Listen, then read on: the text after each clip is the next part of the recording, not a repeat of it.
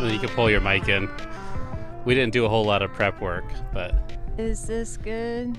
yeah, you can throw your you can put the the headphone cord over the back of your neck, so it's not like doing a suicide thing. Hey, first suicide joke. Hey, that's good. Did you see the Mike Parker thing? I heard about it. How'd you hear about it? I was at the outdoor open mic at the Italian place near Club Comedy. There's an outdoor open mic? Yeah, there's two different outdoor mics, and it kind of they go back. You can actually pull the mic a little bit down so it's not obstructing your. I guess it looks okay there. And then straighten it out a little bit, like the actual this thing. Pivot, like the mic can actually become vertical. Yeah, you got it. Oh, it's better. Yeah, no, now you overcorrected it. Oh heavens! There you go. No, I think that's great. You're primo. This can be all part of the. No, yeah, it's good. Yeah, don't How's that? A little crooked. I don't know. I'm too honest. This is like a whole bit now. It's like you just want to be talking into the top of it, so you can, whatever's comfortable for you. Now it looks it's too close to your chin, I think. And you don't look comfortable. I don't know what to do. It's good now. You're don't good. do anything. I feel very uncomfortable. I can't do this. We should have done a mic. No, oh God.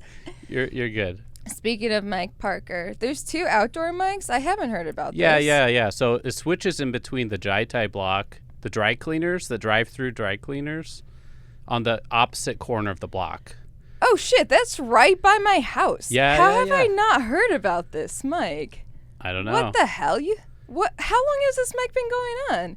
Ever since ever since the volunteer park mic got stopped happening. How often is it? It's weekly, but the one at the dry cleaner doesn't really happen. That's like the backup mic when the other mic doesn't happen, kind of. So where's this other mic? It's on 15th and Harrison. Okay. And it's a mixed open mic. So there's poetry and there's a 3-piece Latin band that plays. Okay. And there is a lot of homeless people or unhoused people that show up sometimes. Not a lot, but there's always one kind of unhinged person. Excellent. And so sometimes that makes classic open mic. I have to leave because I'm not. It's hard for me to. I'm too elitist. I don't know. It's like I was nice to a person that showed up, and then they instantly turned whatever compliment or neutral comment I had negative, and I'm like, why are you? Why is? I'm just making sure it's recording.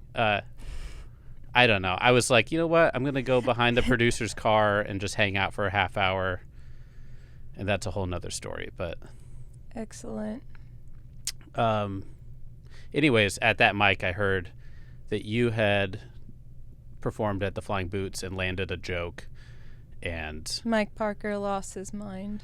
Yeah. Which, I think he's always in a state of losing. His mind is always in a lot. It's always he lost. Has lost his mind. That's why he's conditioning himself with his addiction or whatever. Really, I was punching down. Really, I am the bad guy in this situation. Well, it doesn't matter as long as you're funny, I think. I was funny, and that's why he couldn't take it. Yeah. He cannot stand when women are better than him. Yeah, I think that's a condition several people have. I think so. Yeah, absolutely. Yeah. So that was good. That was my first open mic in a year. Oh, yeah. Yeah. Well, I went there for the first time, Flying Boots, last Thursday. And I heard from the producer, Steven Baz, or is it Baz? I always have a hard time. I said it wrong. Anyways, it doesn't really matter. Yeah. But he was like, oh, yeah, Mike was upset because Laura did a joke and it landed. Yeah. Anyways. No. Yeah, Mike Parker. What a guy. So. Yeah, that's what we're going to talk about. The whole I'm just kidding. No, yeah. We could talk about him. I don't know a whole lot. I only like him because he respects me or likes me. You like him? No, God I damn just don't. I mean, I don't reach out to him. So even though the outdoor mics are a thing that like people are doing or have been doing since like July, there's still drama in it. So Casey and Mike got into some drama on stage. Oh yeah. And then I was taking Mike's side because Casey like ruined the show so bad that like it was only for comics really. There was a few bystander people that had a little picnic blanket who would just watch the drama as entertainment. Amazing. But my friend Jason McBride left. He was just like, I'm not even going to perform.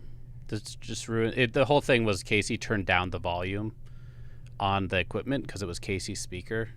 Yeah. And anyways, I was like, I brought the speaker stand. I was like, why are you ruining the show?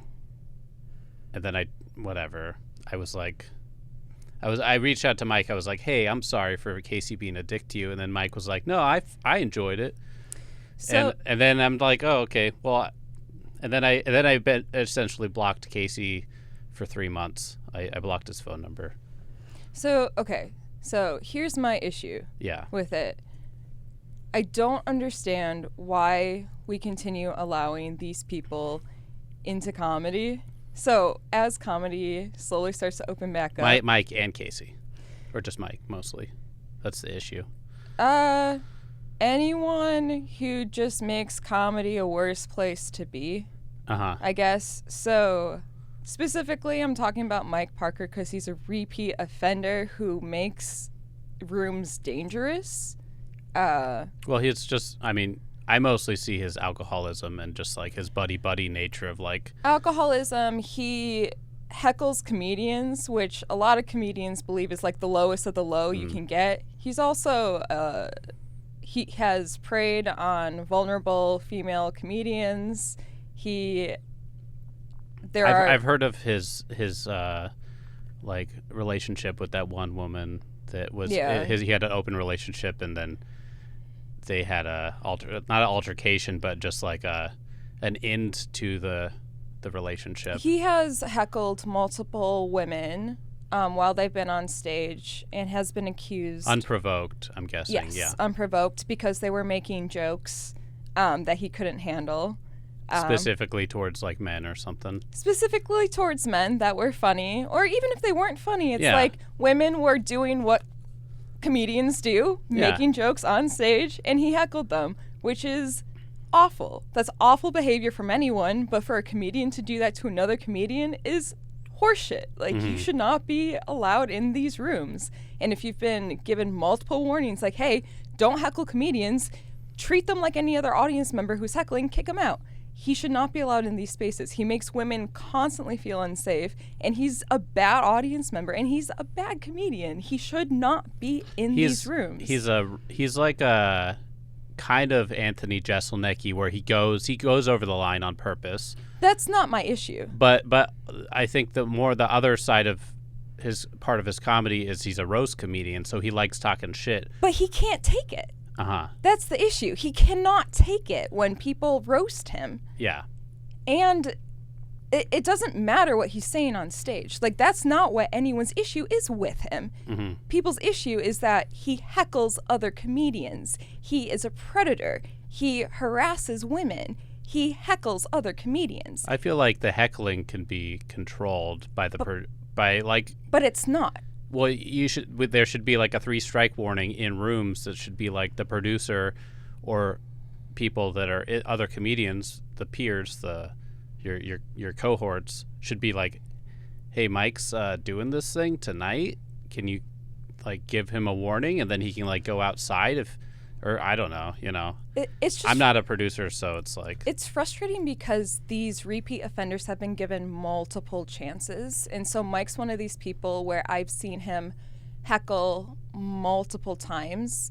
And he has... Which rooms are we talking? Flying Boots? So Flying Boots, he has heckled in... I don't remember the room name. It's in White Center. Oh, okay. So right, that's I forget who used to run that room. Yeah, but one of the rooms down there, open mic. So those two rooms specifically.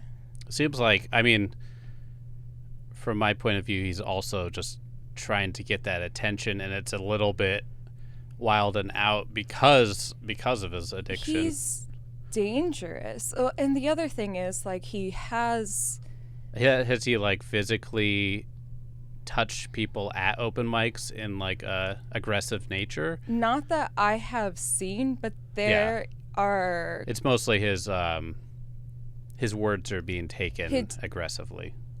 He's very disruptive at open mics. So specifically, the heckling other comedians as they are on stage is very disruptive. Right. If it messes up somebody's bit, and also be like, if he can't you could be like, hey, be quiet. Also, can I get an extra 30 seconds? You know, that doesn't work in every room, but in like those looser rooms. But it's the mental distraction of, I don't know. There's so many factors. I'm also just trying. I'm half playing the devil's advocate, but also trying to be neutral and support your perspective. I just don't understand why we're giving predators so much leeway. He's heckling other comedians. Yeah. We don't let hecklers into our spaces. If there's an audience member who's constantly heckling the talent, we kick them out. Or you make it part of the show. You make it part of the show. For another comedian, that's not usually but the thing. If that person keeps heckling, you kick them out. Like, even if like a comedian makes a part of the show, the next person makes a part of the show. If that person keeps heckling, you kick them out. Like, that only goes on for so long. Mm-hmm. And if that person were to keep coming back, like, they're going to kick them out. And for a comedian to know that heckling is wrong and to heckle another comedian, like, that's wrong. But also, so I think we're getting caught up on this heckling thing. I want to take a step back from that. Okay. He's also a predator. He's dangerous. Like, there are allegations against him that he has harassed female comedians, but not just female comedians. He has literally gone to court. He has been tried and accused of domestic violence. There are sexual assault allegations against him. I'm so sorry. The charges were dismissed, or he was acquitted. I don't have the documents in front of me, but just the fact that this person is in our scene, he has gone to court on these allegations, and he's still allowed to perform on top of everything else, is outrageous to me. So, on top of the heckling, I only heard that he killed somebody in an auto accident. So why is he in our scene? He's a murderer. He has allegations against him for sexual misconduct. He heckles other comedians. So all these different things. And he clearly hasn't changed. He literally just heckled me aggressively the other night. At Flying. Well, didn't you say you punched down and it like you roasted him, right? And so I roasted him for So I roasted him. Like if somebody roasts you, you might say something. Heckle him? What? What? No, I would like literally. I've never seen a comedian get that upset for a good joke. Yeah, I mean, it was in a medium room. Whatever. Yeah, I mean, he heckled me. Comedians do not heckle other comedians. They should not heckle other comedians. He kind of gave me like unsolicited story last week, but he had mentioned that you previously, both of you had like you kind of had you didn't really have a relationship, but you had like a almost like a peer friendship where he would give you rides home or something. So there's some kind of like level of knowing each other, but that was only on like I'm giving you a safe ride home with somebody else. He had in the past given me rides home. Obviously, I would not have allowed him to give me rides home if I had known his past, yes. Yeah. Yeah. In general, I think there's a lot of I mean, there's a lot of troubled people in comedy, and why are they using comedy as like the outlet? Why does Mike Parker want to be like a road comic? Like, he doesn't want to be famous. He just wants to be successful or pay his bills with comedy or something. But that's besides the point. I don't know. Yeah, the point is, why are we letting these dangerous people into these spaces? Like, why are we making comedy more dangerous for women and just people in general by allowing these predators into our spaces when they have repeatedly caused harm, right, and continue to cause harm? But how can we regulate it in like a safe way where, like, I mean, he's not doing anything physically wrong, but there's only so much of like blocking him on Facebook that can solve it? Or well, so Mike Birbiglia has said that just because you put your name on a list does not mean you should be allowed to perform, and I 100% agree with that. And I just think this is one of those guys that should not have that privilege to perform just because he puts his name on a list. He is disrespectful to the rooms he performs in. He's disrespectful to the people in those rooms. And he makes it so that other people, specifically women, don't feel safe performing in those rooms.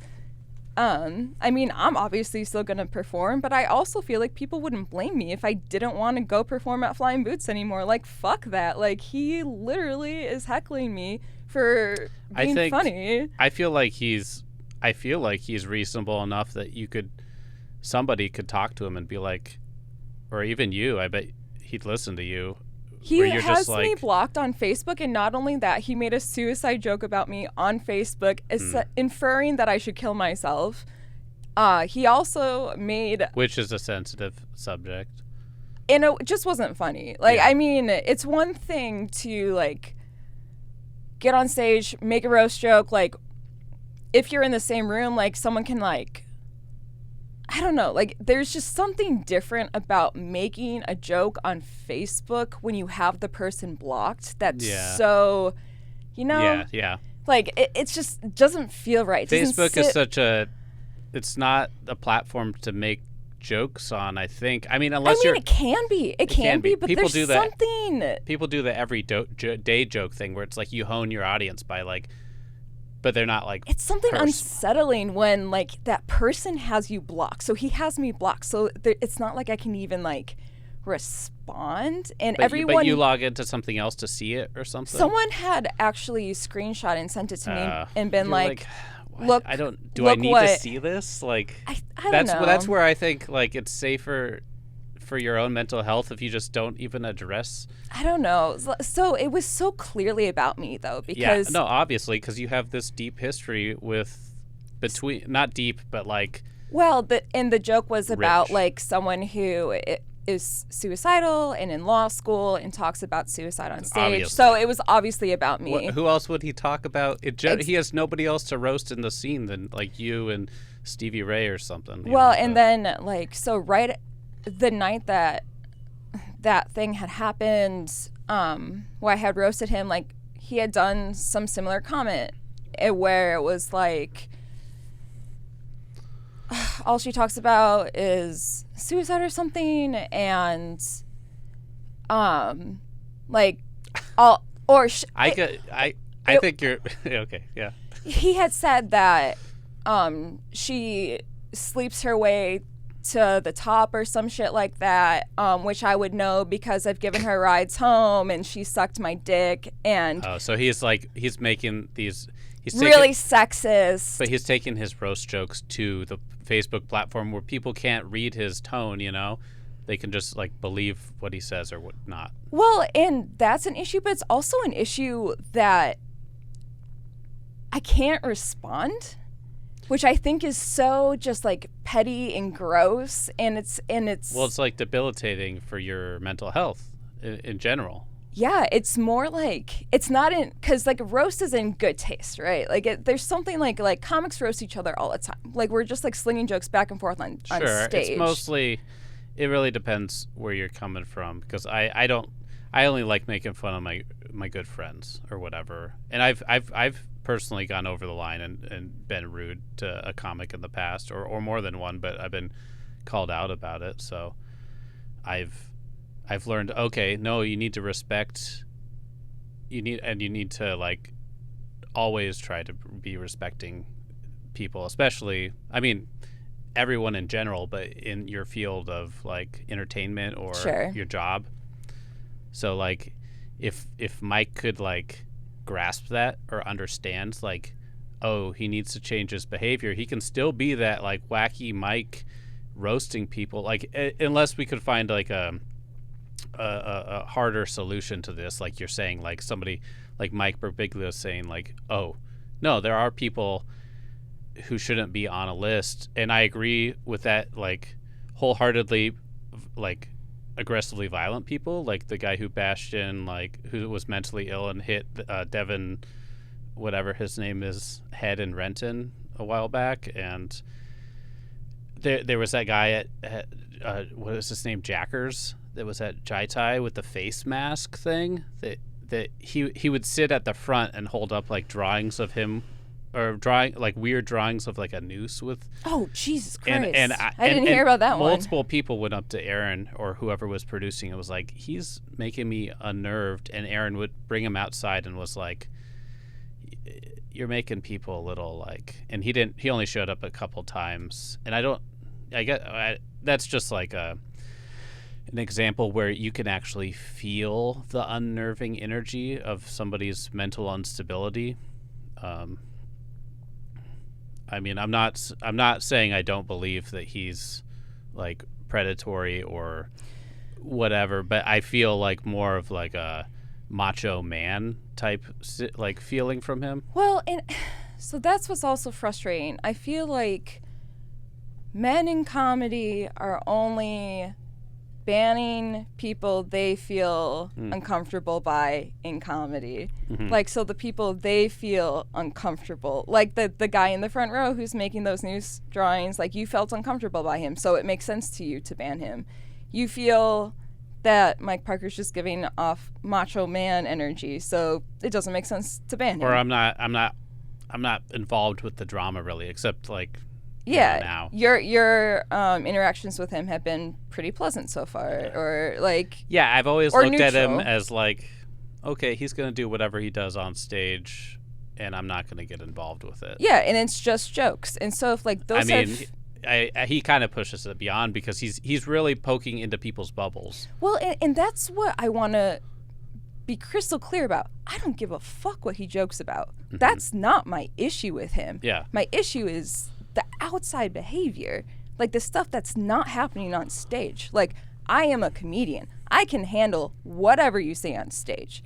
I don't give a fuck. But if you don't get these screenshotted posts from your friends and you don't have to deal with that stuff, will it go away, you know? No. Yeah. Because in that room, he's still heckling me. Like, there's still issues arising in that room. What if... Flying Boots, you're saying, right? So this is one place where this has happened. What if you have an agreement with him where you don't address him on stage, if he doesn't address you on stage, and then because he has done this to other women. Uh-huh. So he's a repeat offender who has done this to multiple women despite being talked to. So it would have to be something like, "Hey, Mike, can you not heckle anyone, any women on stage?" You can't heckle any women when you are an audience member and other women are performing. And it's honestly... Unless they consent or something. No. Go. Sorry. Okay, Robbie. Can an audience member heckle the comedian? They definitely can. And will. Okay, but is it okay for an audience member to heckle a comedian? Like, socially acceptable, usually. Like, I get there's exceptions, but come on, like, usually. Audience members don't know the rules. I mean... Okay, but come on. Like, normally, is it okay? Oh, it's not. It's a skill that comedians have to learn to deal with. Okay, but no. The answer's no. Yeah, if you're doing a 45-minute set, you don't want... It's not okay for an audience member to heckle a comedian. comedians know that it's not okay for an audience member to heckle a comedian. How about more so? Please okay. stop. Yeah. So for a comedian to heckle a comedian, that is the lowest of the low you can get. So the fact that Mike Parker is heckling other comedians is the lowest of the low. We shouldn't have to fucking tell him, don't heckle other comedians. Mm-hmm. But the fact that we are having this conversation is fucking bullshit. Like, he has been warned. He has been talked to. He is not... He can't be in these rooms. He doesn't know how to be. He does not know how to function. He can't play well with others, Robbie. But yet we still allow him in these rooms. And we do this with so many men in comedy, and it's really fucking frustrating. That's my point. Yeah. Well, yeah, and to your point, he's technically an audience member, but he's definitely not. He's just a comedian. He's a comedian who knows better. We should be holding him to a higher level. Obviously, he doesn't know better. Yes, yeah. But that goes toward why he shouldn't be in these rooms. What else do you want to talk about? I don't know. I wish we could find a solution for that problem, you know? There is a solution. Don't let him in these rooms. Yeah, just out. Yeah. And it's not that we haven't given him a chance. Like, that's the thing. We have given him so many chances. Like I'm not saying. Okay, here's an example. Will, you remember Will? Yeah. He made a fucking joke once, like about, I don't know. It was like sex. Yeah, some sex rape joke. Like one time. Yeah. And then was banned from everywhere. Yeah. Bullshit. I'm gonna fucking say it. Fucking bullshit. That it was bullshit that he got banned? Yeah. I'm just gonna say it. I think there should be a 3-strike rule or something. Something like, you know. I don't think that was fair. I think that the person to come forward about that was totally valid. I think her feelings are valid. I think it was brave that she came forward. And I think that behavior should have been addressed. I do not think the consequence he faced was just. Straight up. I know that's not going to be a popular opinion, but that is truly how I feel. I mean, I wasn't there and I wasn't really involved, but that guy Will's like a friend of mine, like in a way, in a disconnected way, because I would listen to, like, I knew more about that guy than most anybody else in the scene did. Besides, like, Casey was like a kind heart to him or something. How the fuck can we, with a straight face, say that guy should be banned from all rooms and also allow Mike Parker to be in rooms when he has actually gone to court for allegedly raping people? Well, what was the woman that was in, like, what was I don't know the right word, defendant, or the other one, So the person who accused him. Yeah, the persecution. So the state is the one who brings the charges. So the state is the one who is like, you raped someone, or you hit someone. I don't know exactly what the charge is. The other party at the end of it, how did they feel about it? Or just the fact that it got there is like such a higher level than the fact that Will said something one time. Absolutely. So that's my point. Yeah. So the fact that it even got there. Right. Obviously. The charges were, he was acquitted, so not guilty. But yeah, just the fact that he got there. But yet this guy is still allowed to perform. Obviously, the system is broken, along with a lot of other systems or whatever. I don't know. I mean, why can't we all play nice? Yeah, I wish we could. I feel like if we are going to ban someone like Will for saying that, we absolutely should ban Mike Parker. Or Will should come back and do comedy. I think he's pretty set on doing his new path. Oh, what's his new path? He's going to become a professional psychologist or something. That's awesome. Which Casey made a joke last Thursday about. He was like, Will, you should come out. And he's like, no, and I don't know. Casey made the joke that Will becoming a psychologist is kind of like somebody who just came out of a failed relationship becoming a relationship counselor or something like he it was kind of funny. Yeah. I hold a special place in my heart for Will. I hope he's good. I personally don't understand why it's such a long path to like go to South Seattle Community College, go to UW, and then get your master's or whatever. It's just like, and then I don't know, the school path. You did it, I guess, or you're doing it. I graduated. You're about to pass the bar soon, right? Well, I took the bar exam. Okay. So I'm just waiting for the results. Yeah. Okay. Yeah. No, I like Will because he went to school. He went to like Prince's college for like studying music production. Oh yeah. So he has a big musical whatever production background. And so when I make music too sometimes and I'll share it with Will, then he'll be like, oh my gosh, it sounds like this, or he'll give me feedback. And That's super cool. I appreciate the feedback, but I don't want to like keep giving him too much.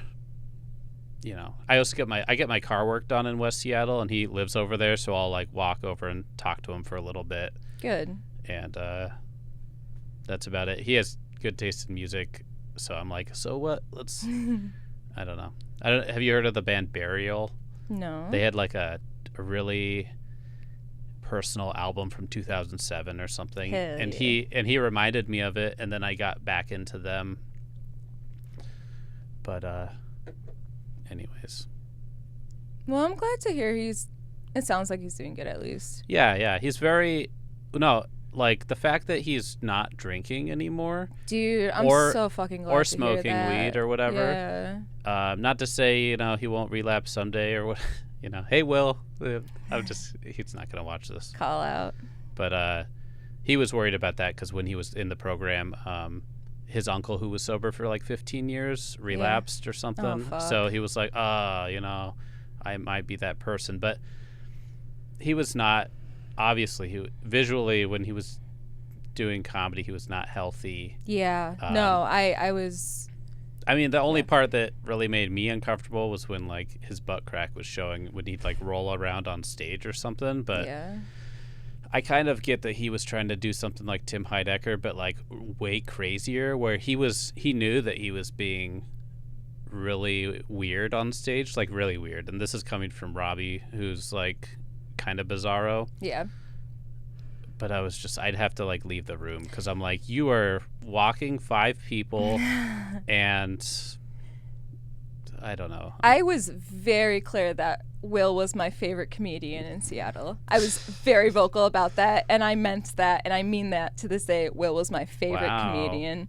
Yeah. There's a lot of empathy for him, or sympathy, or whatever. No, I just loved his absurdity. Wow. I thought it was great. I meant that then. I mean that now, that I thought he was the best comedian in Seattle. I loved his absurdity.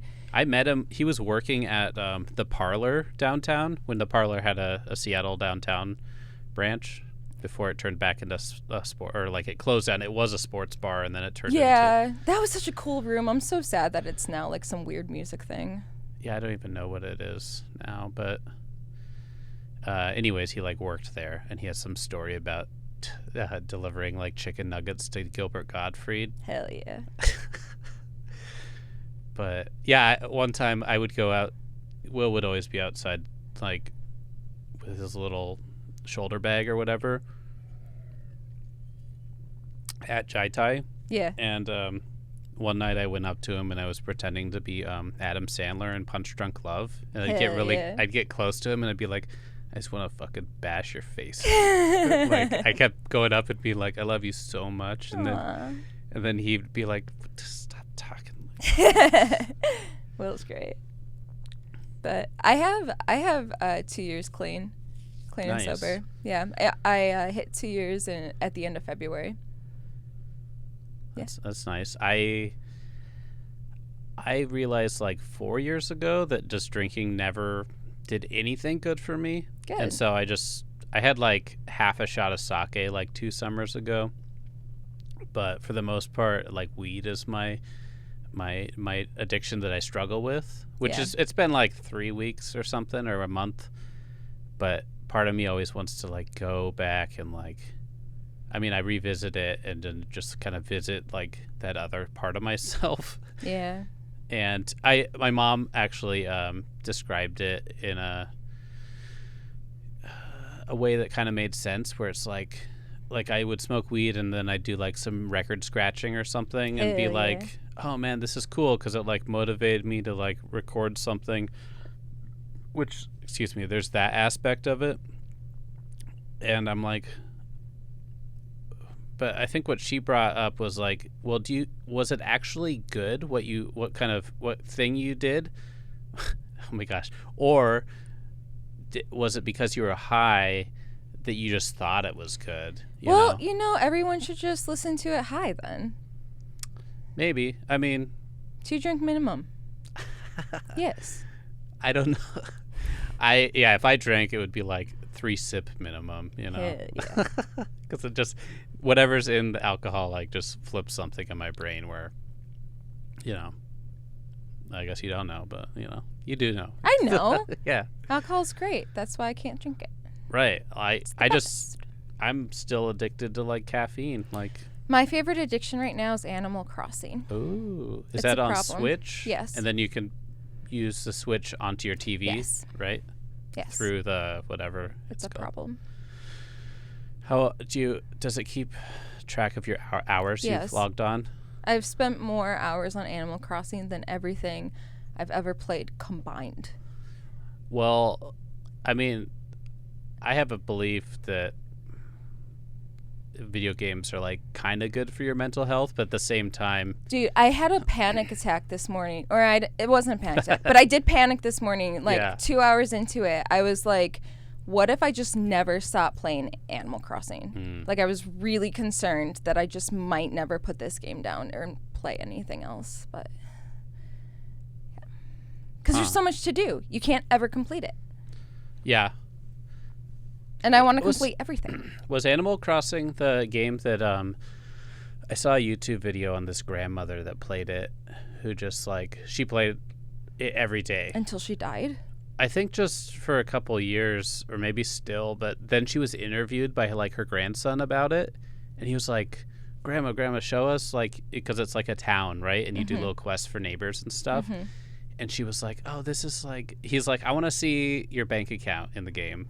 And then she was like explaining things that were like well known to all the players, and he's like, no, I'm not interested in that. I want to see the unique things you did to this game. And it was very like charming. Aww. That's cute. But yeah, Good. the game I got into over summer was VR Chat, which is like a VR game, but you can be on a desktop computer to play it. You don't need a headset. Good. But I was watching on Twitch.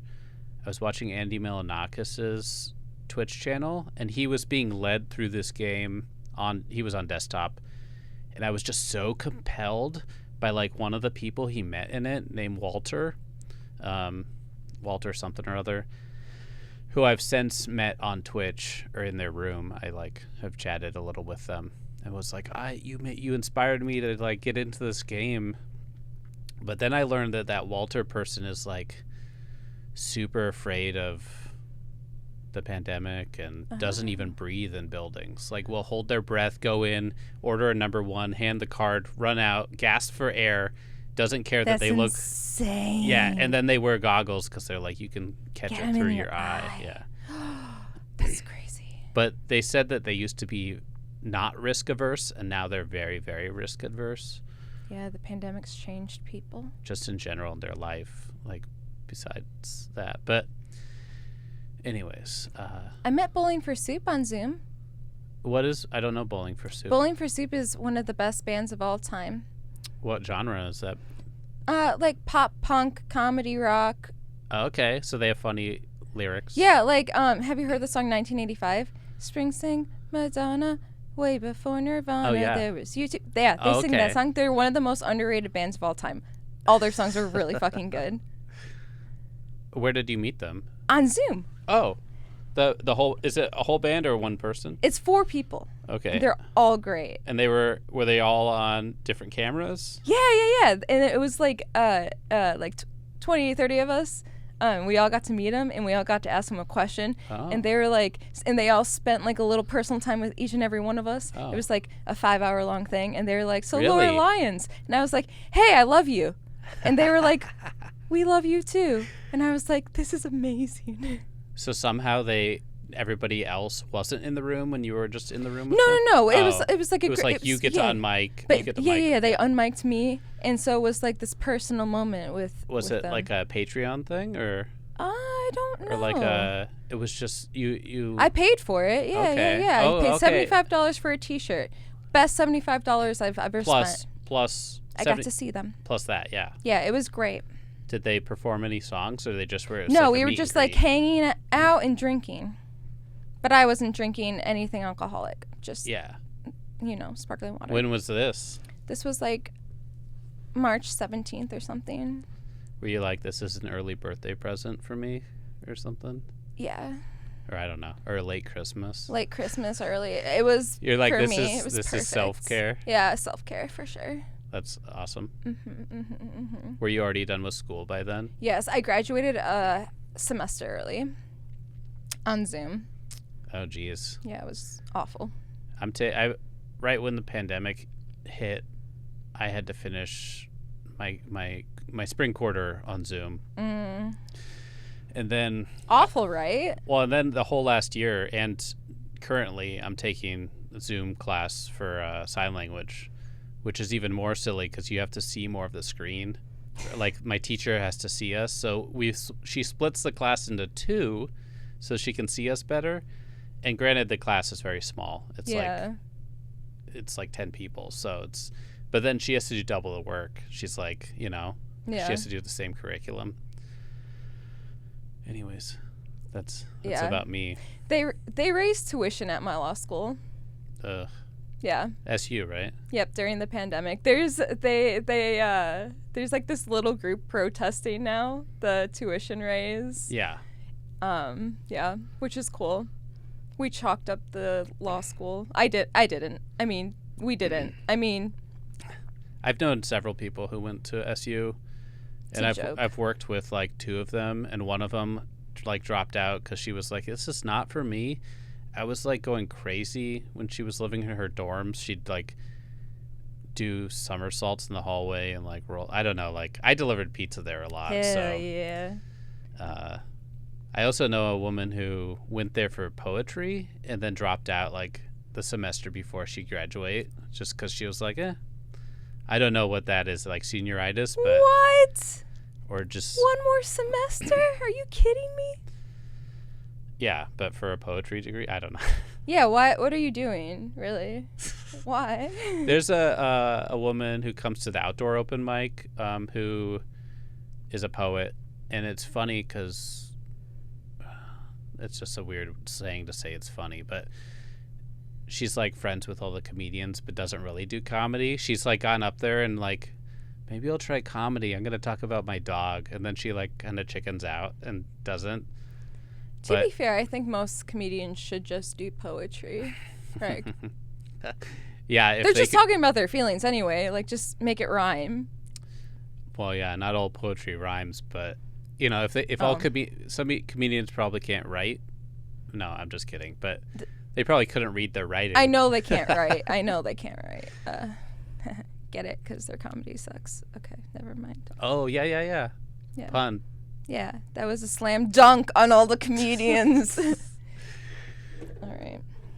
Yeah.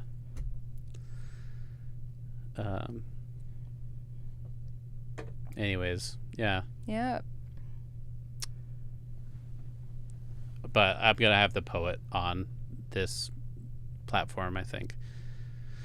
Yeah. But she's published, and she has like a hit poem called Incantations that everybody's like, it's the crowd favorite. It's like the Freebird of like Freebird. Yeah. That's so great. I used to do slam poetry in college. Yeah. If I hadn't gotten into comedy as hard as I did, I definitely would have done poetry. I did poetry before the Americana open mic one time. Oh, yeah? Because I had a podcast called Robbie's Poetry Podcast on Anchor, the That's cool. network. Yeah. And nobody listened to it except Elliot Rose, and then maybe my dad and a family, like a friend of the family. But yeah, one time I performed poetry right before doing an open mic. I went to Jai Tai, and then I went to the Americana. That's so great. Yeah, it was pretty good. It was really funny how the host for the poetry jam they weren't like saying people's names. It was just like, give it up for this next poet, or like they'd come on stage after you and they're like, give it up, that was a poet, everybody. Hell like, yeah. You know, like it's way more like just like putting energy out there or something, you know. Yeah, we should do that for comedians. Fuck the egomaniacs. It kind of happened at the open mic I was at last Tuesday, where the weekly host didn't say people's names every time. They were just like, okay, you need to send me the list of the open mics you're doing, because I'm like, it's just that one and the Flying Boots. And I don't even know if I'm going to the Flying Boots on Thursday, but okay.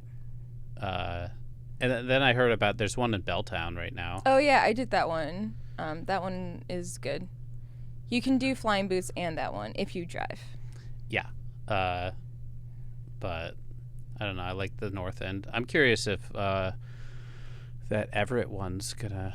That one's also on Thursday though, right? Why the fuck It's because the Belltown one is produced by a Tacoma comedian, and they don't know the pulse on Seattle. Look, we have 3 mics on Thursdays now. Yeah. We haven't had comedy in a year, and then there's 3 mics on a Thursday. Fuck this scene. It's gonna blossom. Fuck them all. We should start a mic. I'm gonna start a mic. So another thing I got into recently was roller skating. I messaged Jack Slattery and I was like, "Hey, that's cool. I want to get into it." And we should skate together. Yeah. I have a skateboard. Oh, okay. I haven't skated in a year, but we should do it together. Yeah, we could go to some flat surface. Yes, I would love that, Robbie. You have it with you?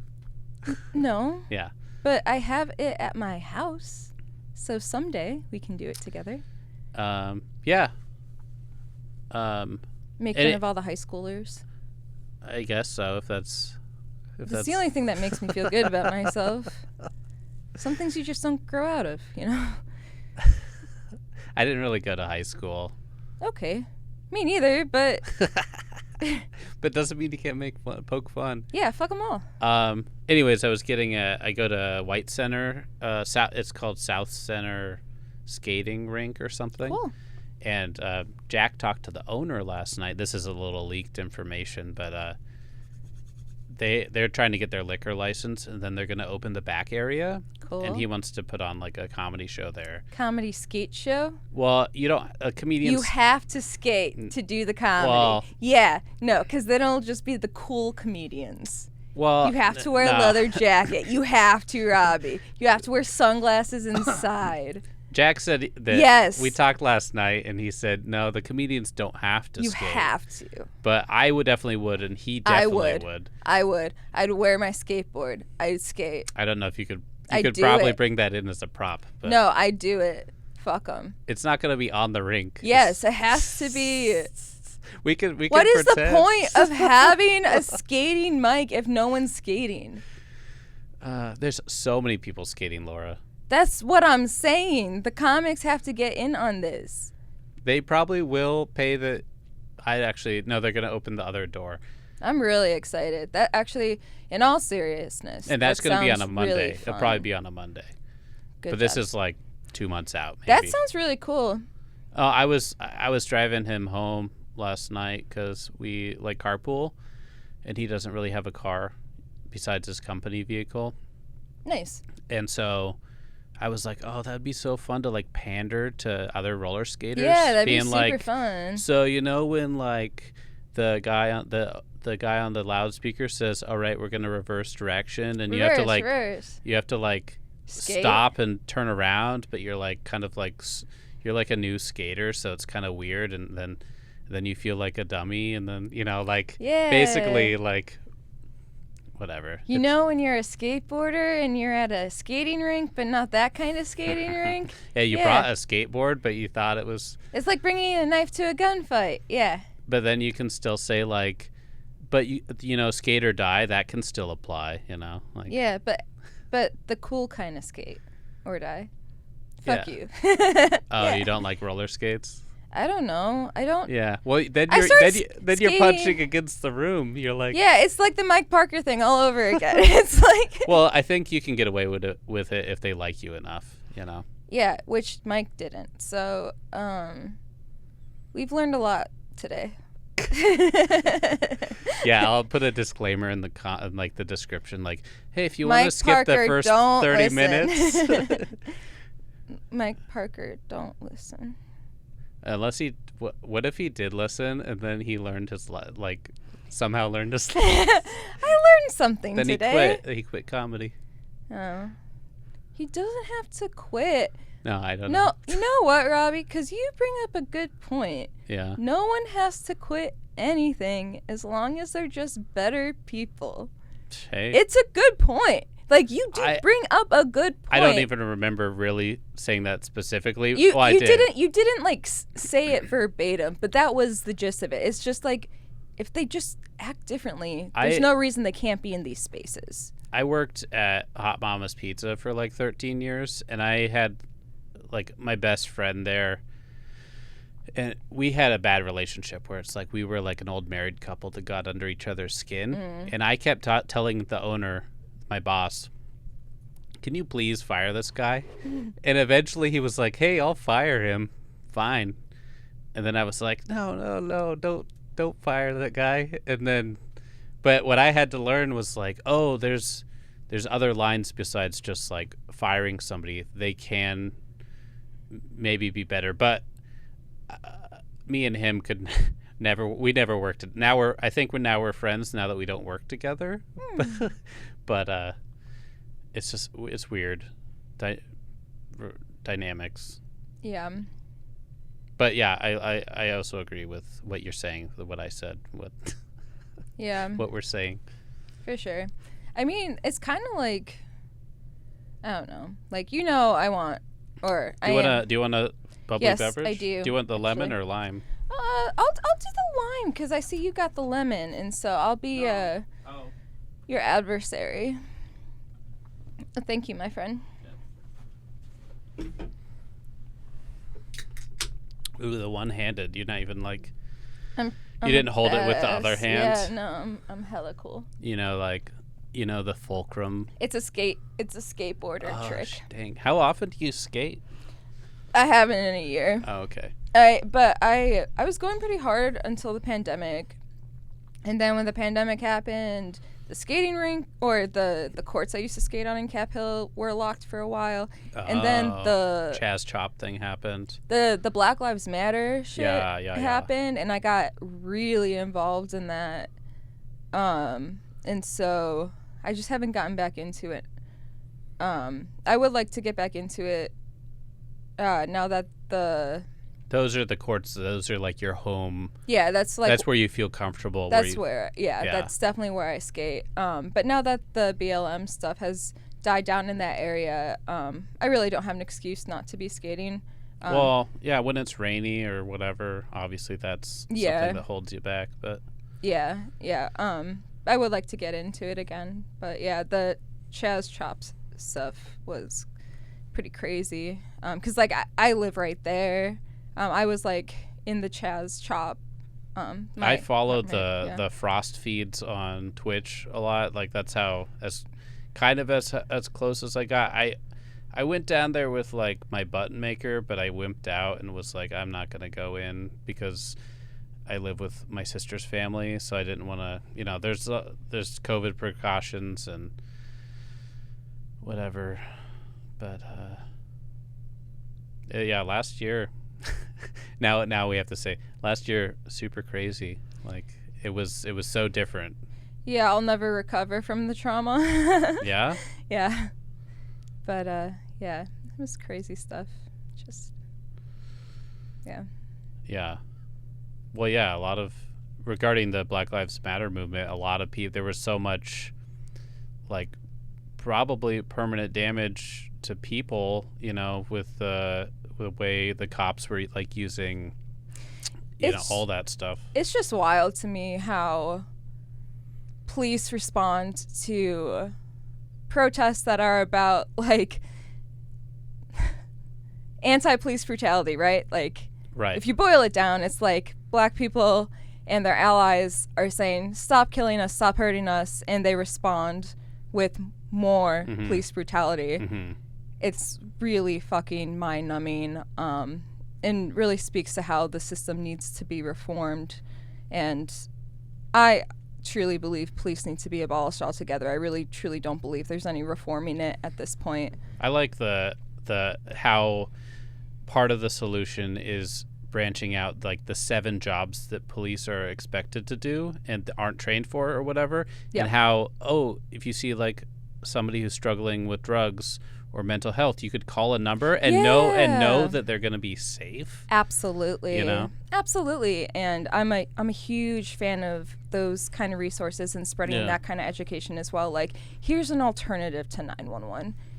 Because I just think, a lot of people see these crisis situations and don't know what to do. But and also like somehow where when you do see somebody that's talking to themselves and like unclean and they could be in a better place, you can call the number, somebody will come like comfort them, take them to like a place where they can detox or get clean, and there can be like a resource for that facility where like, okay, they're well funded, so we have these different branches, like I'm specifically talking about mental health. Sure.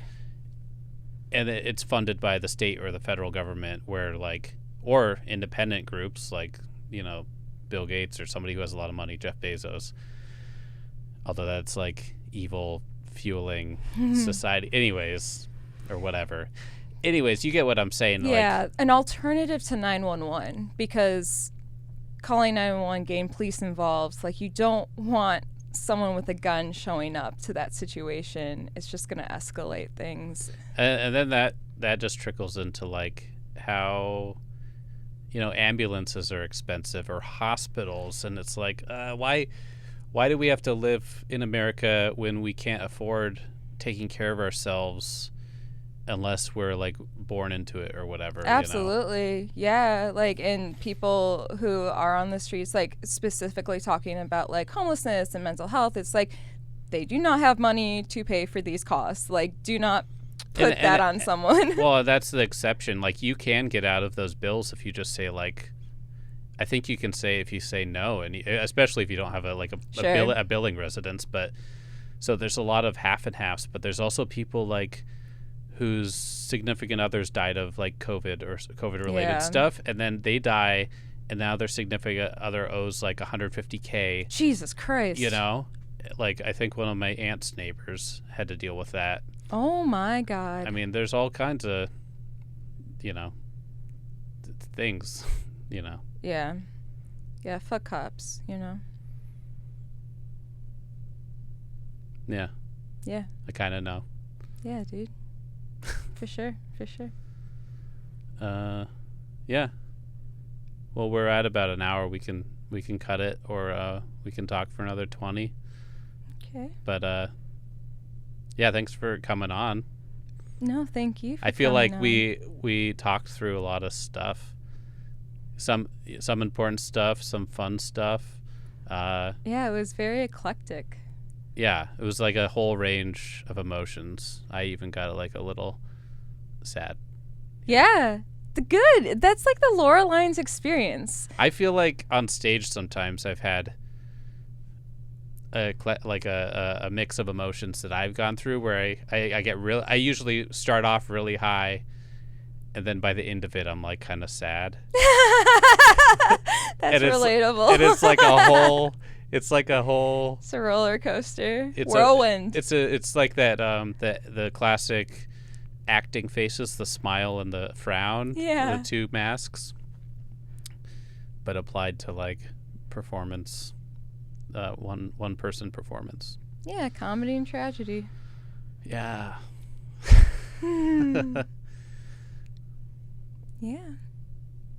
Yeah.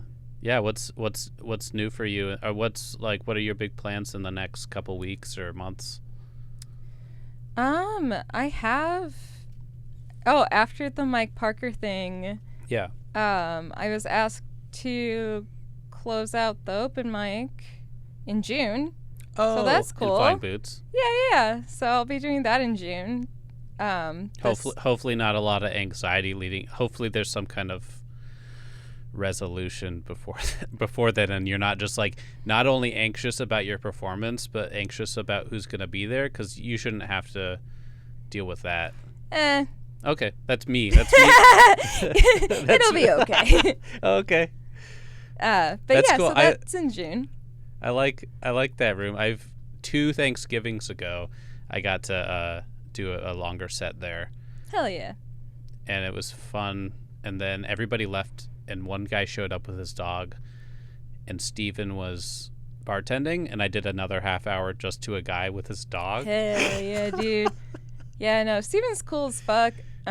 He's doing a nice job too with the he's had the projector outside, so. Yeah, I thought he was fucking he did a really good job when the whole Mike Parker thing happened too. I thought the way he allowed me to handle it was really cool of him, and then the fact that he offered me stage time after. Oh, okay. I felt like that was him. It validated, yeah. Yeah, it made it feel like he was saying, like, hey, you're welcome in this space. Oh, yeah. Like, regardless of what Mike Parker said or did, here's my subtle, like... He was also mentioning, he was supposed to be on last Tuesday on this. Oh, yeah. But he had to cancel. But I think somebody, like Casey or somebody brought up, like, well, why did you have them right after each other? And he was like, that was a total, like, I didn't realize that was going to be a thing. Yeah. Or he didn't think about it, or I don't know. No, I was really impressed with how he handled it, and just like that subtle, because like it is hard to be a producer, and just like how he handled it, I thought was like really good. Like until we can figure out like what to do with these people in this scene, because like clearly, like we talked about today, like it's a hard situation, right? Like there's no like clear right or wrong answer, and there's a lot of debate about it. But as a producer, giving whatever woman who is in that situation the agency to handle it however she feels appropriate, and letting her know that she is welcome in that space, I felt like was really, really appropriate. Mm-hmm. So. Yeah. Especially since women are so like a major minority in rooms in general. You know? Absolutely. So. There's only like a handful at every open mic, so. Yeah. Anyways. Cool. Yeah, I could play my outro music, or we could take the headphones off, and I can do that separate. So yeah, that's fine. Okay. See ya. Bye. See you next time. Bye.